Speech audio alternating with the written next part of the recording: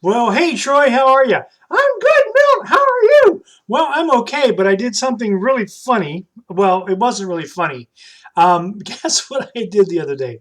What'd you do the other day? Well, Troy, I tried to tell a joke. And? Well, it didn't go so well.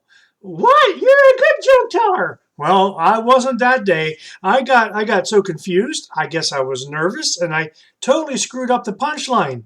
And I don't think you don't think it went over well. No, I don't think it went over well. I think it went over like a lead balloon.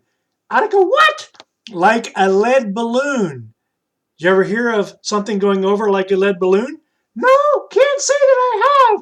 But I bet your joke was going to be pretty corny. Yeah, you're right. It was going to be corny. That's why I have the corny hat on. But Troy, when I said that my joke went over like a lead balloon, I meant that it failed. It went so badly. It just failed completely, and it didn't work out for anybody. So that when you say it went over like a lead balloon, that's something that just goes badly. Something that doesn't help anybody, doesn't bring pleasure. In fact, it brings displeasure. In fact, we could say, how do you think everyone would react to the lack of bonuses this year at work?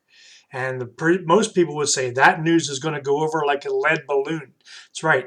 A lead balloon is just going to crash and burn. Oh my goodness. Yes, that's right. So imagine if a balloon were actually made out of lead. It wouldn't be able to fly at all. And so this imagery is what people see or think when we use this expression to go over like a lead balloon. Now, the American version of the phrase is to go over like a lead balloon. The British version of the phrase is to go down like a lead balloon. So it's any idea or an attempt that is going to be a total failure without any support from anyone else or anyone around you. It's just a very bad idea. I don't like bad ideas. I'm sure you don't. Did you ever have one? Well, maybe. Yeah, I think we've all probably had bad ideas or something that we've experienced that was something of failure. One of the things we learn in life as we grow and as we mature is where to have good ideas, where to invest our time, our interest, and even our money in something that counts for something, something that is good, and something that is not going to be a failure or crash like a lead balloon.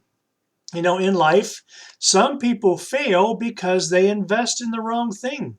In the scripture, there's a verse about that. 1 John 2:16 says, "Here is what people who belong to this world do.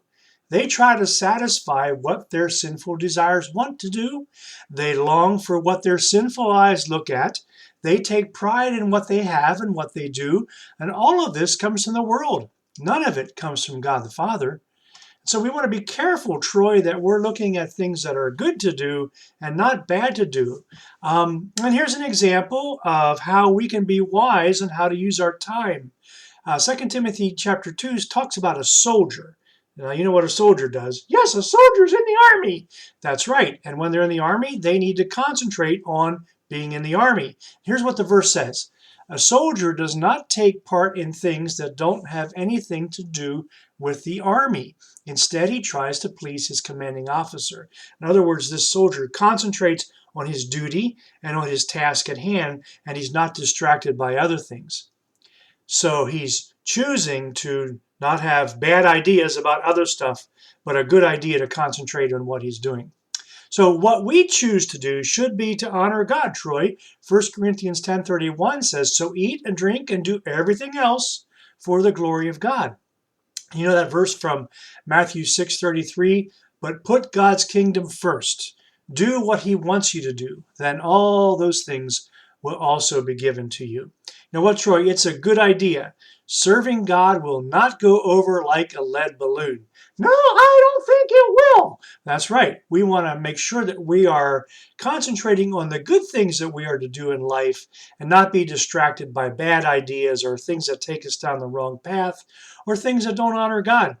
I want to make sure the next time I tell a joke, Troy, that I concentrate on doing it right and not messing up the punchline and really just having a joke go over like a lead balloon. Well, Milt, we want the best for you too. We want you to tell good jokes. That's right. Well, I appreciate that, Troy, and for you, I want the best. And so let's let's all work at doing our best, giving God our best, and not having ideas that go over like lead balloons or that won't even get up in the air. They'll just sink. We want to do things for God's glory that will benefit Him and others. And we thank you for listening to us today, and we hope that you have a day filled with joy and a day filled with peace. Bye.